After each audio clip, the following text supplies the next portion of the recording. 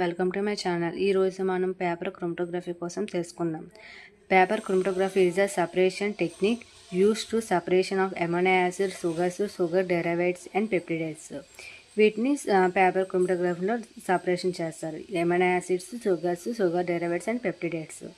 వీటిని based on they different rate of the movement between a stationary phase and mobile phase. ఈ stationary phase, mobile phase అనేది different మూమెంట్స్ని కలిగి ఉంటాయి. Principle stationary phase water molecule help to the fibre and filter paper. Mobile face ఏంటి? Solvents like alcohol, butanol and acetone. Next procedure. ఈ paper chromatography యొక్క procedure ఎలా ఉంటుందో చూద్దాం. A small part of the sample in applied on the filter paper.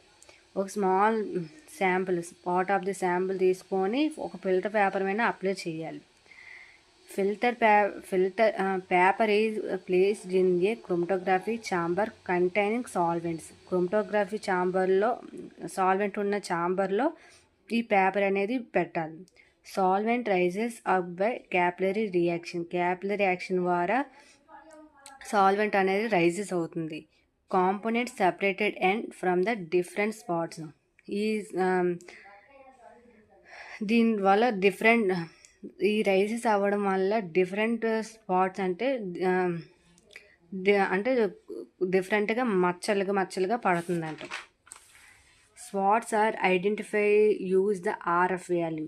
ఈ మచ్చల్ని identify చేయడానికి, ఈ స్పాట్స్ని ఐడెంటిఫై చేయడానికి ఆర్ఎఫ్ వాల్యూ ద్వారా తెలుసుకుంటాం. ఐడెంటిఫై చేయాలి.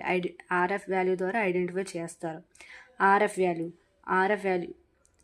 Distance and travelled by the substance, distance travelled by the solvent front.